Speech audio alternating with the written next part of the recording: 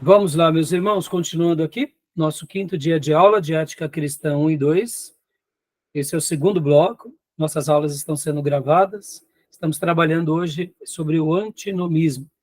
Então, vou compartilhar aqui com vocês as demais teorias. Então, leia para nós, Júnior, por gentileza. Ok. Aqui, agora a próxima, que é o generalismo. Ok. Mentir é normalmente errado.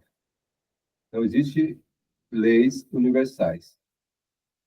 O generalismo reivindica que mentir é normalmente errado, como regra. Mentir é errado.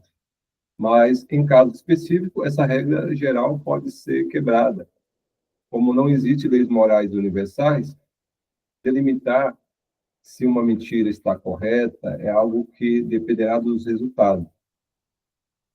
Se os resultados forem bons, a mentira terá sido a atitude certa.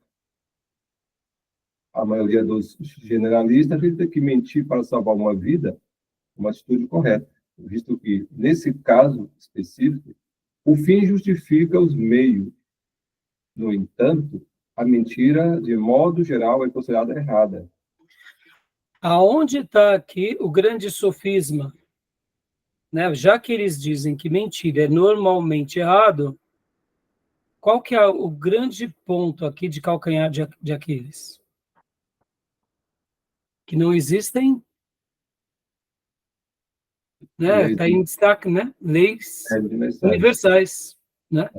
Ou seja, não existe ou como ele coloca aqui no meio, como não existem leis morais universais. Ora, já que não existem leis morais universais, então é onde entra o generalismo, né? Então você vê como que tem um sofisma aqui, mas é uma coisa que está diante de nós e é uma corrente, né? Exato. E outra coisa também é que é o seguinte, as pessoas tendem tomar a seguinte, andar de acordo com a seguinte perspectiva. Se não é crime, eu não estou nem aí. Para a moral, para a ética. Já o cristão não pode pensar assim. Exatamente. Mas, Júnior, sejamos honestos. Quantos são os cristãos que estão caminhando nesse trilho porque também não são punidos? E eles dizem, não, tudo bem, eu sei que está errado, mas... né? Quantos que estão se enveredando por esse caminho, né? E agora, vamos melhorar essa situação, Júnior? Vamos. Tá bom, é crime, mas não há punição e ninguém é punido. Estamos vivendo hoje, ou não, um estado de exceção? Aí é pior, aí já... Pior, não é? Aí piorou, aí é o caos, né? Porque é o caos, mas você concorda caos. que esse caos estabelecido, ele já foi delineado anteriormente? Já foi dado ali as bases, as pilastras? Hoje em dia a gente não está vivendo quase que um pseudo-estado de exceção? Sim, claro, já estamos. Praticamente. Por exemplo, ontem tivemos o debate lá no Flow, e um assessor do Pablo Marçal deu um soco no marqueteiro do Ricardo Nunes. E a maneira em que quase todos os repórteres diziam, ele tem que ser preso, ele tem que ser punido, e deram voz de prisão. E pouquíssimas pessoas falaram o contrário com o ocorrido nos dias anteriores com a cadeirada do Datena, porque o Datena também merecia voz de prisão, qualquer pessoa poderia dar, mas ele saiu escoltado. Ou seja, eu não estou justificando as aberrações do Pablo Marçal, o que eu estou dizendo é que são pesos e medidas. Verdade. Se há leis, é para uns, não para outros. Exato. Ou seja, é um estado de exceção, onde alguns fazem o que bem entendem, negam certas decisões legais, voltam atrás. É uma bagunça. Eu não entendo direito sobre isso, Júnior, mas você pode falar. O que seria um estado de exceção? É o caos, mas a gente já não está vivendo um pouco disso, ou não? Você como jurista. Praticamente estamos, não é? Porque, primeiramente, a violação, assim, lá de cima, né? A Constituição Federal. Ela já foi rasgada, ela não se observa mais a Constituição. Então, das leis ordinárias para baixo, das condutas abaixo da lei maior, de figurões que estão lá em cima, que deveria guardar a Constituição, que são guardiões, que já violou, a lei sou eu, o império do absolutismo, eu sou a lei, eu penso, eu faço.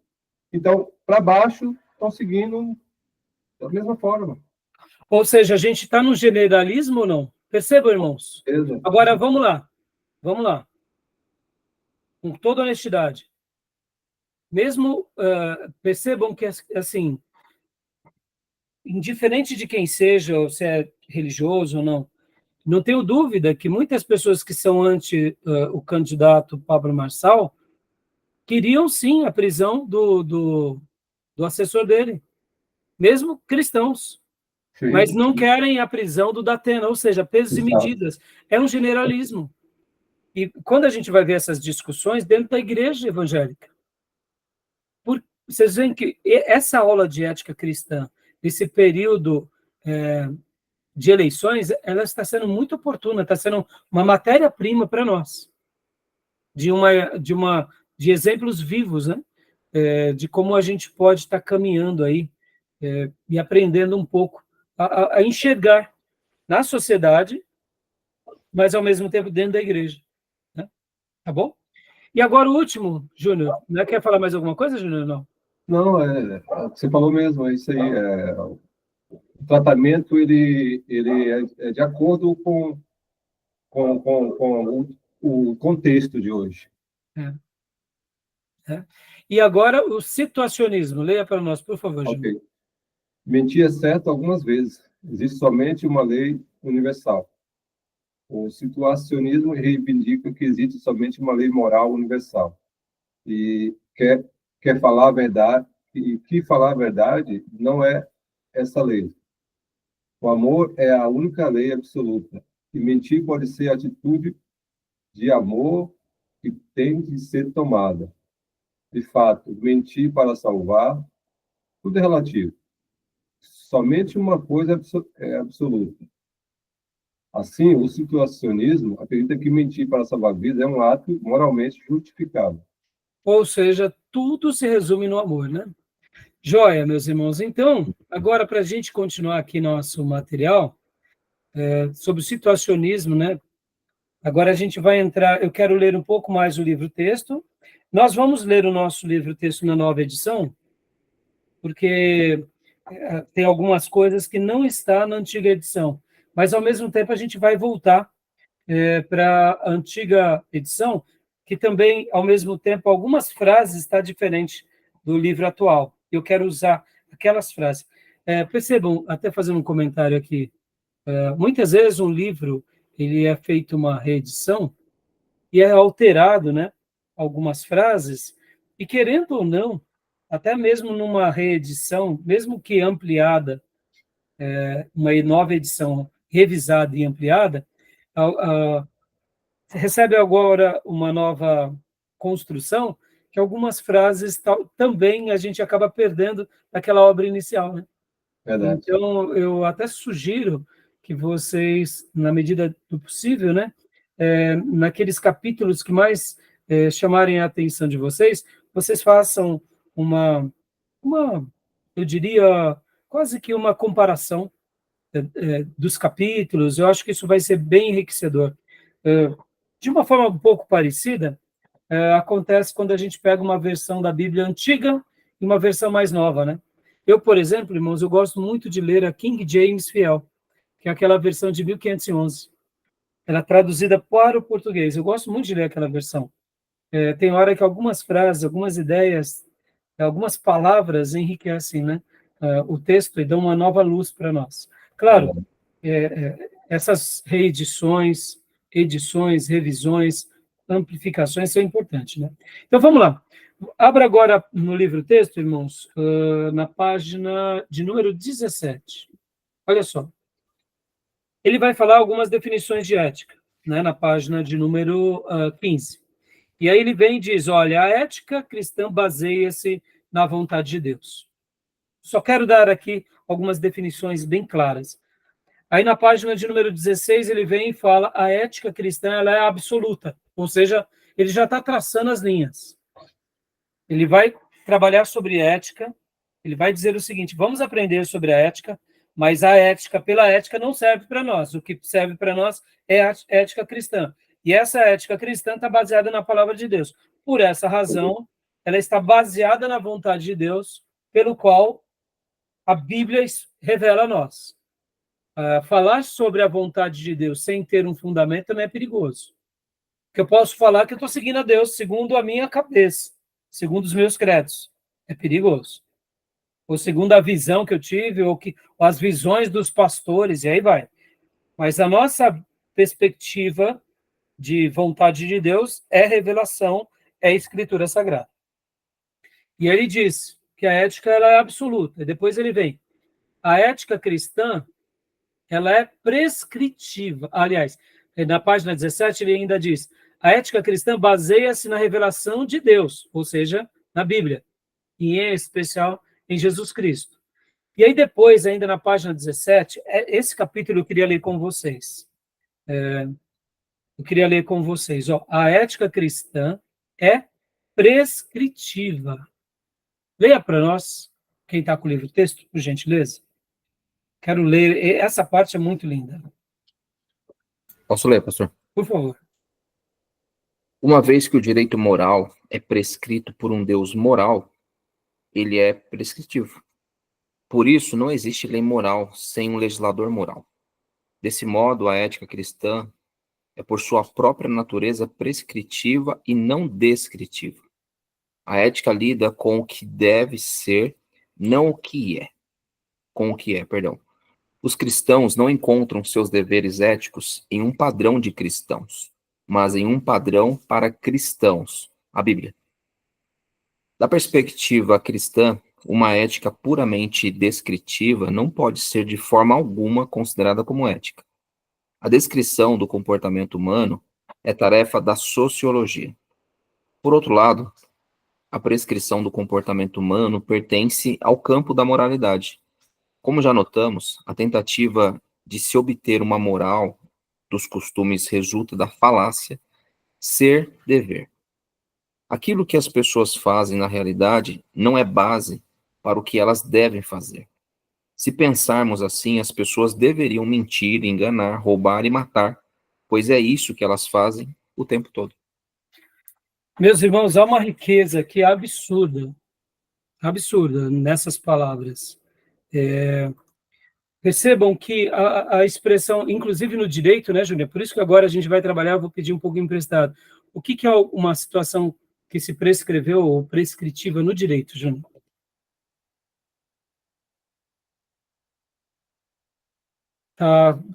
Teu microfone está bloqueado, Júnior.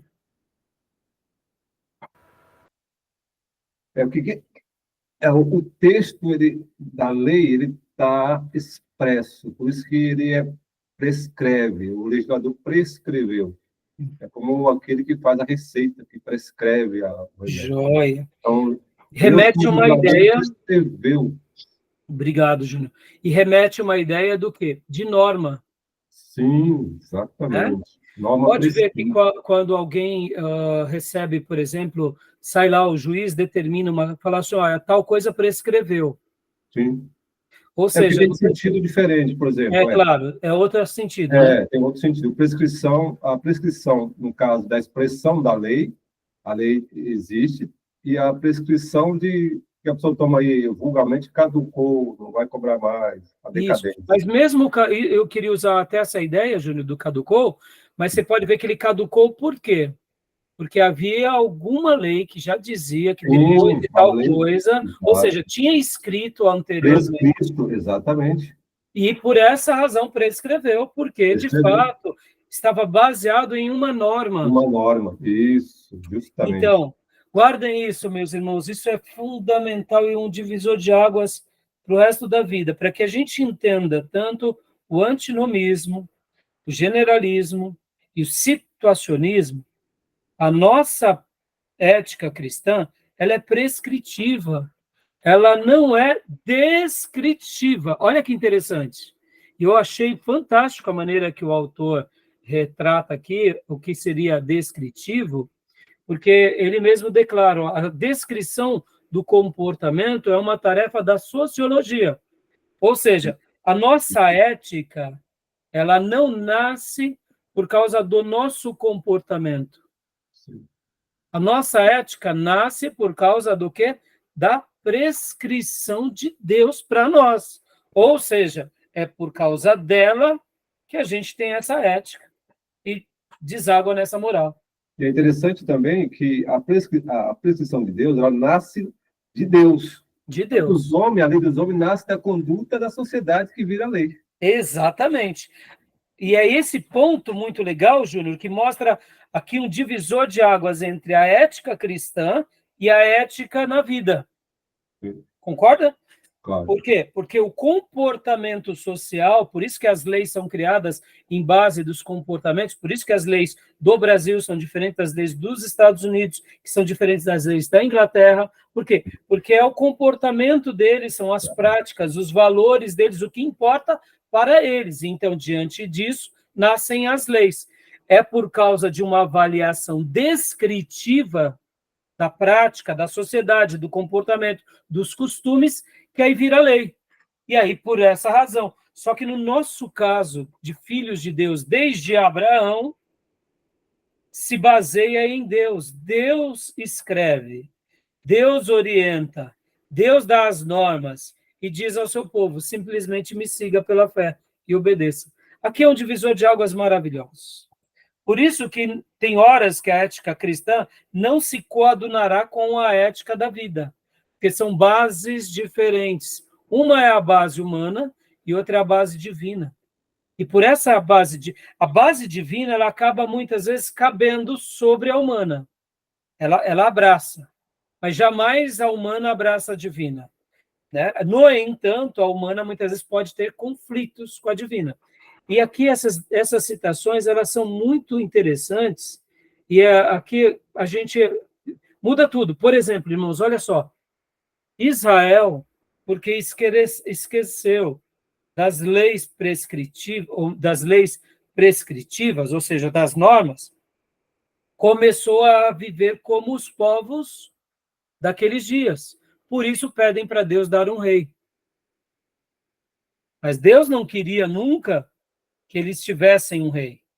Mas eles seguem quais normas, então? Eles seguem o quê? As descrições das nações daqueles dias. Toda a tradição humana pode até aparentar que está sendo também apoiada pela lei divina, mas não é. A tradição da igreja no catolicismo apostólico romano, como a tradição do rabinato, são tradições humanas, misturando costumes humanos, práticas humanas, com a lei de Deus. Mas pode ver que sempre vai ter os seus pontos de conflito. Isso foi no judaísmo e isso foi na história da igreja. E sempre vai ser assim. Hoje, se nós, igreja protestante, começarmos a ter as nossas descrições sobre a igreja, ou o que é a igreja, ou o que é a religião, fazendo uma releitura da religião ou da igreja nos nossos moldes, e não nos moldes da perspectiva da prescrição divina, a gente vai cair no mesmo erro. Vai ou não vai? Por quê? Porque, como ele diz aqui, eu gostei muito, os cristãos não encontram seus deveres éticos em um padrão de cristãos, mas em um padrão para cristãos. Ou seja, qual é o problema atual? Que geralmente, por isso que em compreender essa ética secular e em compreender o antinomismo, o generalismo e o situacionismo, tudo bem, é importante a gente compreender para a gente debater com eles e para a gente entender a mente deles e, quem sabe, compreendendo a mente deles, agora vir com os valores de Deus e dizer o seguinte: pastores, teólogos, seminaristas, vocês, ao invés de estar seguindo a prescrição de Deus, vocês estão seguindo a prescrição a descrição humana.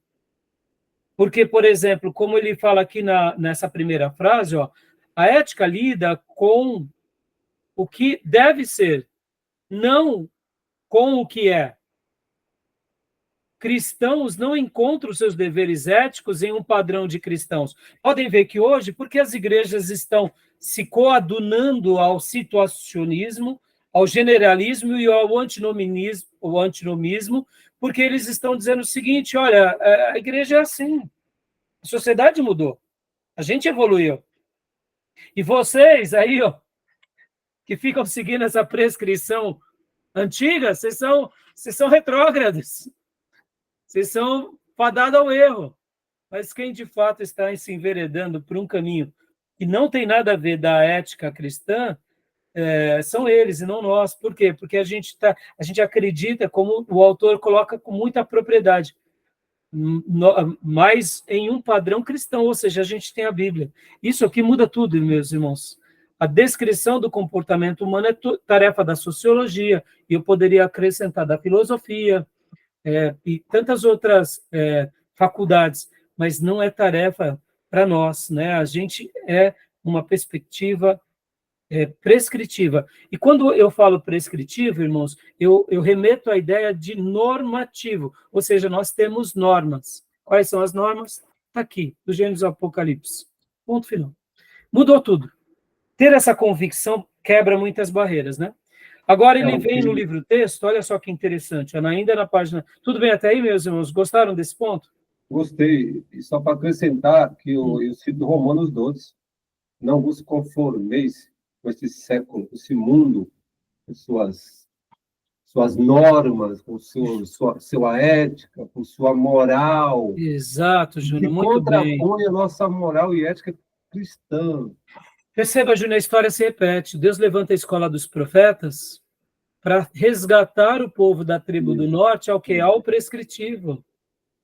Exatamente. Não a monarquia. A monarquia já estava estabelecida, tanto no norte como no sul. Mas qual era o grande fator? Vamos voltar à casa de Deus, ao Deus eterno. Deus levanta a igreja nessa mesma perspectiva de contracultura. Ou seja, os valores de Deus sempre foram contra a cultura. Agora, perceba como a igreja na Europa e na América, ela se baseou a uma cultura de ética e moral elevada que, diante disso, se você vive com uma vida ética e moral elevada, você já é um cristão. A gente vai chegar lá. No livro, a gente vai chegar porque tem abordagens muito interessantes, porque tanto no generalismo quanto no situacionismo, a gente vai ver o seguinte... e principalmente no artigo que eu vou trazer já para vocês, do Wayne Grudem, que é a proposta... Meus irmãos, olha, vou até antecipar aqui. A graça barata, a gente chama de graça barata, ou a livre graça, ou a controvérsia do senhorio. O que é a graça barata, senão o antinomismo? A graça barata, a fundamentação dela é o quê? Não seguir a lei de Deus, ou seja, não seguir a prescrição. Exato. Você tem leis, você tem princípios, e aí talvez você diga assim, pastor Rai, mas tem muitos irmãos que vão para a graça barata, é tudo desviado. Não, tem um monte de pastor, pensador, cristão, e o próprio Grudem vai fazer essa citação, eu vou ler com vocês, desse outro livro dele, eu não li essa obra toda, eu li só as primeiras 20 páginas, mas eu achei fantástico, e eu falei assim, poxa, isso veio como um presente para essa aula de hoje, para explicar que o antinomismo, mesmo sendo algo que não coaduna com a ética cristã, quando a gente não percebe, quando a gente não olha essa contracultura da forma bíblica, a gente acaba se amoldando a ela, Distorção. e revestindo ela com teologia e distorcendo a essência do verdadeiro cristianismo. Porque hoje, segundo o próprio Grudem, falando aos seus próprios amigos, muitos que estão indo dentro das suas igrejas e vivendo agora igrejas, estão se tornando cristãos e se sentem filhos de Deus, mas não passaram por uma experiência de conversão. Ou seja, olha aí, o mesmo perigo que a gente vem vivendo nos nossos dias, de uma igreja inclusiva, de uma igreja fofinha, de uma igreja que aceita todo mundo, porque o importante é você amar. Só que esse amor fofo, se não estiver baseado na prescrição sagrada, nas normas sagradas, não vale de nada.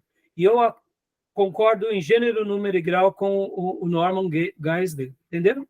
Eu estou já antecipando algumas leituras, porque vai ser muito legal, tá bom? E aí Pode falar. também tem outro ingrediente aí, que é a distorção daquele texto, onde o pecado abundou, superabundou a graça, você falou da graça barata, ou seja, estou nem aí, não sou livre para pecar porque eu sou salvo. Exatamente. Olha agora o próximo ponto aqui, irmãos, na página 17, ó. Ainda o último parágrafo, leia para nós, pastor Johnny, por gentileza, ó. A ética cristã é deontológica. E aí ele vai falar sobre a deontológica e a teleológica. Ele vai fazer, parece termos iguais, mas não são. Parecidos, mas não são. Pelo contrário. Leia para nós, por gentileza. Pois não. Então, a ética cristã é deontológica. Sistemas éticos podem ser divididos em duas grandes categorias. A deontológica, que é centrado no dever, e a teleológica, centrado nos meios e nos fins. Em alguns casos, esta última categoria é chamada de consequencialismo, pois nesse sistema o valor do ato é determinado pela consequência. Por exemplo, o utilitarismo é um modelo de ética teleológica. Em contrapartida, a ética cristã é deontológica. A natureza da ética deontológica pode ser vista de maneira mais clara, em contraste com a visão teleológica. Observe a tabela a seguir. Joia. Agora, deixa eu dar uma pausa aqui, só para explicar algumas definições. Deontologia vem da etimologia deontos, que é dever, e logos, que é tratado. Ou seja, é um tratado que se deve. Já a teleológica, o significado da palavra, também seria o estudo dos objetivos, fins e propósitos e destinos, ou seja, como ele próprio descreve, o final justifica os meios. Por isso que ele usa aqui até o utilitarismo, porque se está sendo ratificado pelos fins, então percebe que a ética cristã não tem a ver com isso. E a defesa que ele passa no livro é muito interessante, inclusive ele faz até um contraponto entre ética deontológica e ética teleológica. São bases distintas, né? Querem falar alguma coisa? Não, isso é muito, hoje está muito em dia isso aí. Muito em dia. Sem justificar os meios, ou seja, muito o resultado. Exato, Júnior. Perceba, Júnior, vamos lá, Júnior, deixa eu dar um exemplo aqui. Comentei esses dias com vocês, mas é bom lembrar. Esses dias chegou meu tesoureiro e falou assim, pastor Rai, minha tia queria o número da conta para dar o dízimo na nossa igreja. Eu falei assim, mas vem cá, ela não vai em outra igreja? Não, eu acho que agora ela não está indo, tal. Ele me explicou, fiquei tranquilo. Mas o filho dela é pastor batista também, lá do interior, se não me engano, São José dos Campos, e parece que agora ela está sem uma igreja local, então ela queria dizimar na nossa. Então, eu recebi por isso. Mas percebam, ela é membro de uma igreja. Ela tem que dizimar na igreja que é dela. No entanto, se ela está sem uma igreja, o dízimo é para Deus. E aí você cumpre, e eu, certa ocasião na minha vida, eu fiz isso. Mas vamos lá, vamos ampliar isso. Hoje, as pessoas, e principalmente as igrejas, não estão preocupadas se aquele dinheiro, de onde está vindo aquele dinheiro. Pelo contrário, sabe que as pessoas estão vivendo no erro e não ajudam a saírem do erro. Porque, irmãos, o gasofilácio, a salva, a conta bancária está aberta para todos. Um pastor, ele não vai ficar perguntando para o irmão de onde veio o dinheiro dele. Mas existem situações que ficam um pouco escancaradas. E pode ser que tenham pessoas que estão indo para o erro e o pastor está sabendo, mas ele está agindo com conveniência. E aí é onde entra um perigo muito grande, porque os fins estão justificando os meios. Sim. Eu não estou dizendo que uma pessoa que foi do crime ou que adquiriu recursos, que ele não pode ajudar uma igreja, uma ONG, não é isso. Estou falando do nosso posicionamento como líder. Ora, se eu sei que um irmão se converteu na nossa igreja e ele cuida de um boteco que vende pinga, eu tenho que ajudá-lo a ele sair de um boteco que vende pinga para um armazém, para vender comida. Para quê? Para ajudar ele a ajudar aqueles que estão entre eles. Ora, isso é um padrão cristão. A gente tem que fazer com que aquela pessoa melhore, não Agora, é claro, a gente também não vai ser aqui infantil de causar uma ruptura. E a fome? Se de repente passar fome? A questão não é essa, percebe? Mas Sim. eu estou colocando projeções maiores porque hoje virou uma pouca vergonha. É Muitas vezes existem certos conchavos, o pastor está no conchavo, porque é um conchavo político, está vindo dinheiro de coisas escusas, ele sabe, faz vista grossa, por quê? Porque é utilitarista, ou seja, a ética dele e não está sendo deontológica, não está sendo baseada aonde? No dever. Está sendo baseada aonde? No utilitarismo, né? Só um gancho aí, só falar uma coisa interessante. Tem um amigo meu, e eu não consigo entender. Ele tem um bar. E ele é da igreja, ele vende pinga. Eu te pergunto, isso é uma questão ética. Então, você vê, Júnior, muitas vezes, por isso que eu digo para você, como que se resolve uma questão, sendo aqui agora é teologia pastoral prática? É simples, o pastor ele tem que ser mais presente, chamar o irmão, orar com o irmão, criar meios. A igreja, muitas vezes, aí onde entra os braços da igreja que atinge o social, chegar nesse irmão, ajudá-lo, quem sabe, fazendo um curso profissionalizante para ele entrar numa nova área, dar uma nova capacitação, orientar ele sobre essa questão. Porque, irmãos, ao mesmo tempo, pode ser cômodo, pode, mas também é perigoso para o próprio irmão. Sim. Quantas vezes a gente já ouviu que o irmão recebeu uma facada dentro de uma igreja? Porque os dois irmãos brigaram lá e um arrancou a faca e num bar. É risco de vida para ele, para a família. Não é uma coisa para nós servos de Deus. Mesmo aqui, sabendo, e aqui não estou entrando nem na questão e do debate se beber é errado ou não, estou falando aqui do bar. E o bar, de uma forma mais simples, a gente sabe que é um lugar que, infelizmente, as pessoas vão para gastar o seu tempo, os seus recursos e acabam se viciando. Ou seja, é uma outra proposta. Então, é onde entra um lado mais pastoral, mais ativo. Por isso é o que eu gosto da teologia reformada. Eles são mais ativos. Como os reformados agem num caso desse? Na maioria das vezes, eles sentam com essa pessoa, tentam orientam várias vezes, e agora, se a pessoa não quer, Júnior, aí não tem o que fazer. Às vezes o pastor já foi ao irmão, ele tá satisfeito ali. Ele não tem o que fazer. Mas é uma pena, né? A mente cauterizada já, né? É uma mente, exato. E o pastor fez o papel dele. Concorda? Pode ser que o pastor já tenha feito. O pastor vai ficar expondo o irmão? Porque é o trabalho dele. Eu não acho que seria o melhor. Nesse caso, existem outros tantos trabalhos que o irmão possa, né? Então, irmãos, aqui no gráfico, pastor Johnny, leia para nós agora o que deriva-se do ética deontológica. Na página de número 18, por gentileza. Complicado, hein? Complicado. Uma empresa de tabaco. Tem cliente trabalhando. Então, mas seria quase a mesma coisa, né, Júnior? Não, vamos, né? Quase a mesma coisa, mas ao mesmo tempo é trabalho, né, Júnior? Você é advogado, você vai ser contratado. É complicado. Mas ao mesmo tempo você vê, a gente tem linhas, né, Júnior? Uma coisa é você trabalhar e outra coisa é você montar. Mas são linhas éticas, são linhas que você tem que saber entrar e sair, né? Agora, irmão, você vê como é importante a gente estar fazendo essas discussões, que isso vai nos dando maturidade para lidar com os problemas, com as coisas mais complexas, né? Então, aqui tem, na nossa tabela, irmãos, talvez vocês não estejam vendo, porque nem todos estão com o livro, né? Mas aqui a gente tem, eu diria, duas bases, né? Leia para nós, pastor Johnny, por gentileza. Então, a base sobre ética deontológica diz o seguinte: a regra determina o resultado, a regra é a base do ato, a regra é boa independente do resultado, o resultado é sempre calculado dentro das regras.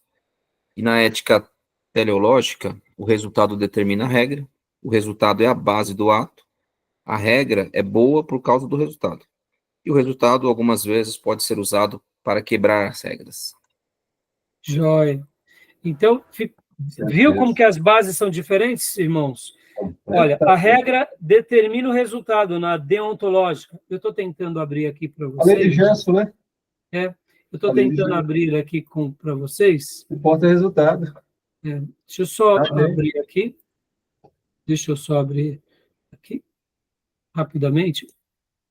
Deixa eu pôr aqui. Joia. Deixa eu só abrir aqui.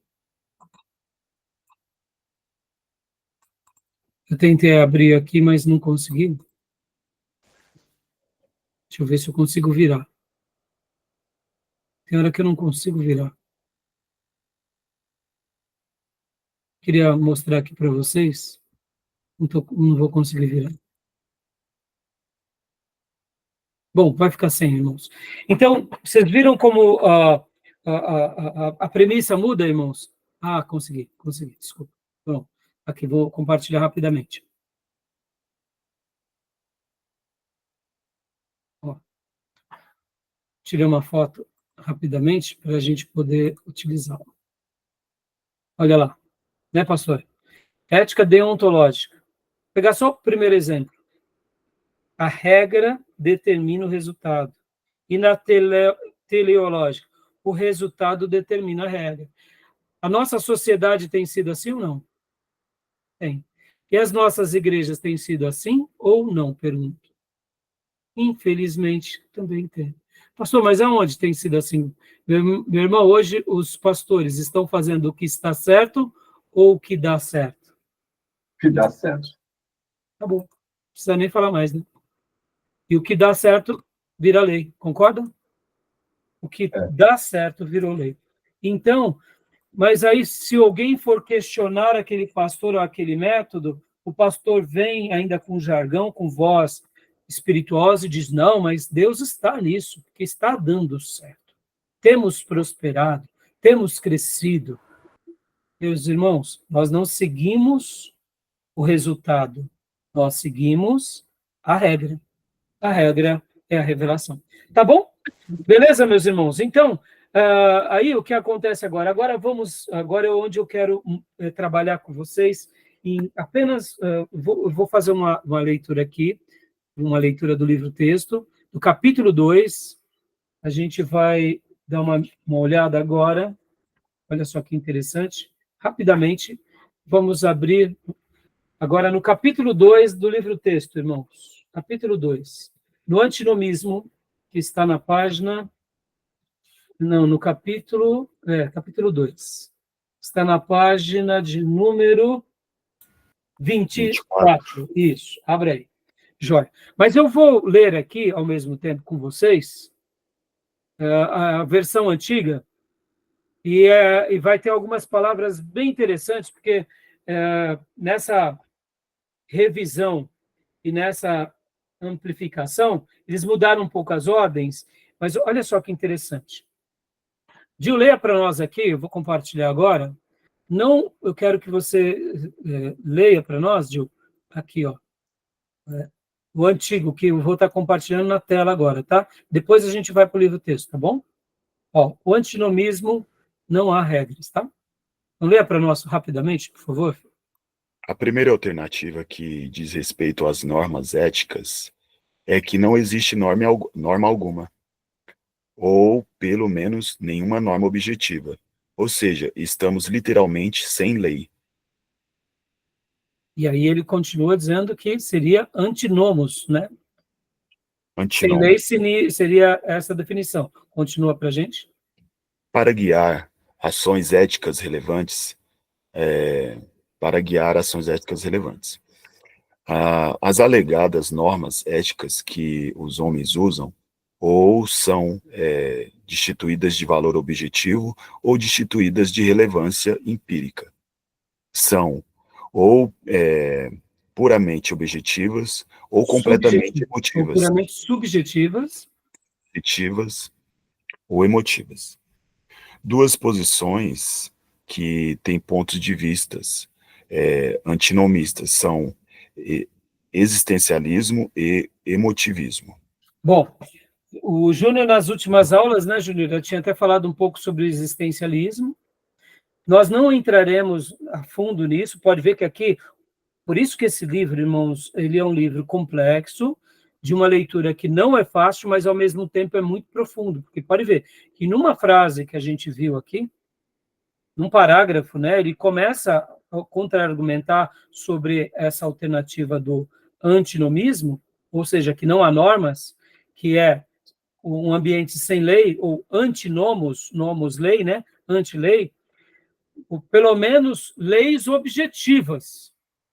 E aí ele já vem aqui mostrando que, se alguma coisa, elas são, ou são destituídas de valor objetivo ou destituídas de relevância empírica, ou seja, nas experiências não tem relevância. Ou são puramente subjetivas ou completamente emotivas. Olha a maneira que o antinomismo ela vai trabalhar. É algo subjetivo, depende da sua maneira de enxergar e de ver. Ou seja, é a sua cosmovisão que determina tal coisa. Ou, quando não, está emprenhada do que? De emotividade. Então, pode dizer, Júnior. Sujeito que decide. Exato. Porque é tudo subjetivo. Então, percebe como o antinomismo ele tem essas bases e essas construções.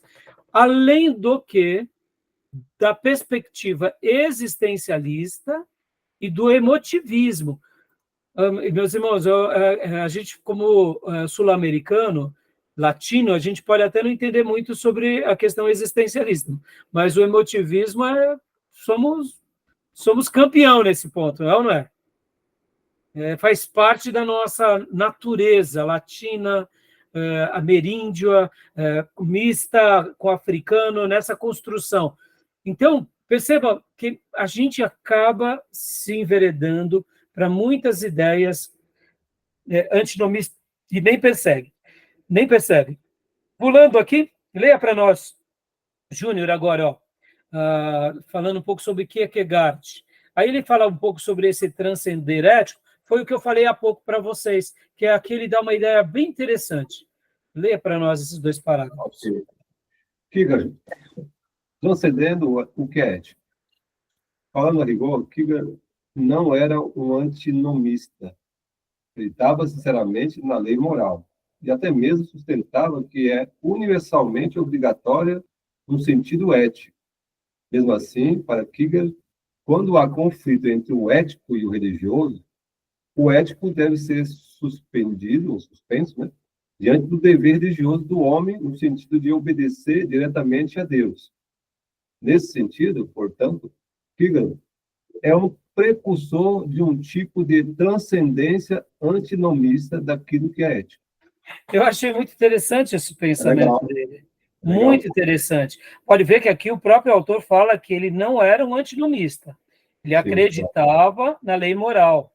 Sim. No entanto, né, quando havia o confronto, a fé destaca-se sobre a ética. Né? E aí vem, né, essa outra construção. Como as horas estão avançando, depois vocês podem pegar, meus irmãos, e só leia mais esse parágrafo para nós, Júnior. O ético só é esse parágrafo. O ético como universal. Kierkegaard acreditava que o ético como tal é o universal. E como universal, aplica-se a todas as pessoas, o que pode ser expressado de outro ponto de vista, dizendo que é aplicável a cada instante. Ou, o ético como tal é universal, e também como universal é o manifesto, o revelado.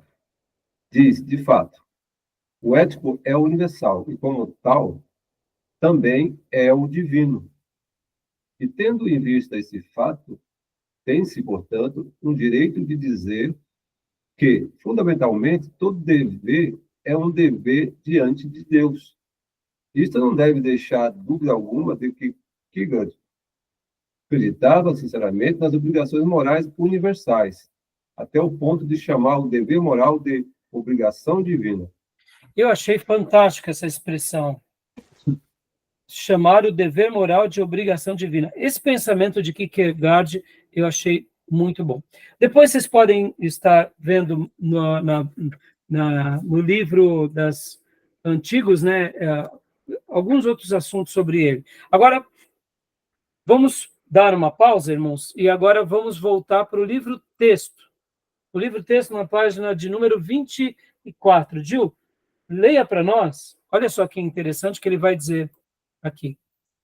Pode ler o primeiro parágrafo, porque o livro-texto começa, assim como a gente leu o primeiro parágrafo do capítulo 2 na versão antiga, nessa versão nova, ou melhor, nessa revisão, está um pouco diferente. Então, leia para nós, por gentileza.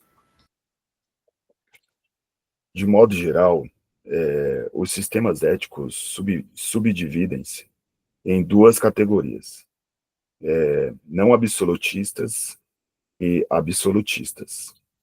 Na primeira categoria encontra-se o antinomismo, capítulo 2, e o situacionismo, capítulo 3, e o generalismo, capítulo 4. E na segunda, o absolutismo não qualificado, no capítulo 5. O absolutismo conflitante, no capítulo 6, e o absolutismo graduado, no capítulo 7. Partindo da premissa de que a ética cristã está firmemente arraigada ao caráter imutável de Deus. Levítico capítulo 11, versículo 45, Malaquias 3, 6. As três primeiras opções não correspondem ao padrão cristão. Apesar disso, entendemos que tais concepções precisam ser analisadas por desafiarem a ética cristã. Olha aí, é isso que eu queria destacar aqui para vocês e com vocês. E eu quero agora ir para o livro que eu reservei aqui para vocês, do Ayn Gruden, para fazer um contraponto, para mostrar que mesmo muitos irmãos nossos, teólogos, igrejas boas, pensadores cristãos, que a gente tem até um valor, sem perceber, eles estão seguindo um princípio antinomista. E olha, a tese que o próprio o Geisler vai querer defender é que essas três primeiras não representam, como ele diz, partindo da premissa de que a ética cristã está firmemente arraigada ao caráter imutável de Deus, as três primeiras opções não correspondem ao padrão cristão. Ou seja, irmãos, aqui a gente já faz um corte. Saber disso é saber de algo muito precioso. Por quê? Porque, já que essas são as três maiores abordagens alternativas mais citadas, dominar elas, ou pelo menos entender que das 6, 3 estão contra a revelação cristã, por causa daquela questão de nós seguirmos um modelo prescritivo ou normativo, então a gente já está caminhando mais seguro ao estudar essas três. Mas por que ele fala, vamos aprender com ela? Porque elas vão desafiar a nossa mentalidade. E como eu disse, e não conhecê-las bem, a gente pode até acabar sem perceber coexistindo com algumas delas debaixo do nosso nariz, ou porque ora a gente está sendo cômodo, ou porque ora a gente está sendo covarde, ou porque ora a gente está na forma do mundo mesmo e nem está percebendo que o mundo, né, já nos engoliu nesse quesito.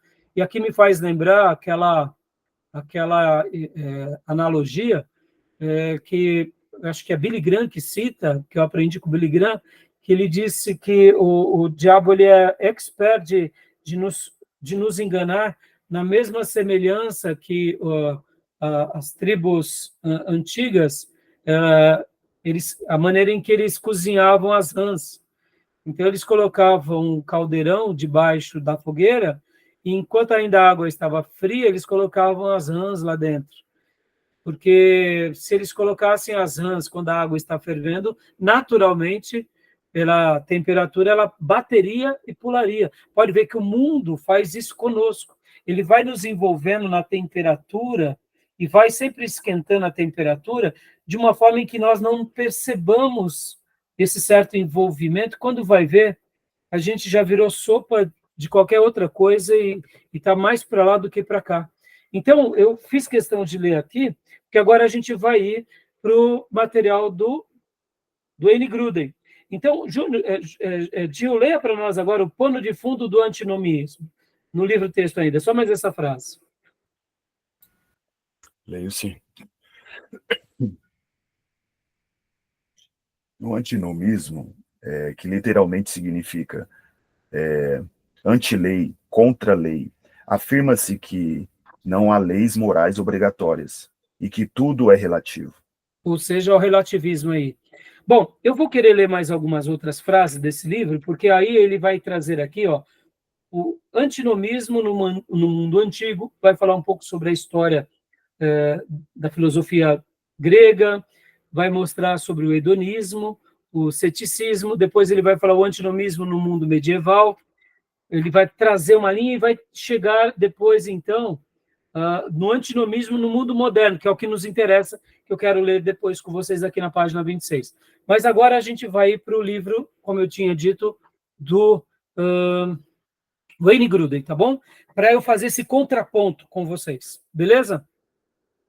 Meus irmãos, deu a hora? Vamos dar uma pausa? Alguma pergunta até aí? Tranquilo? Tranquilo?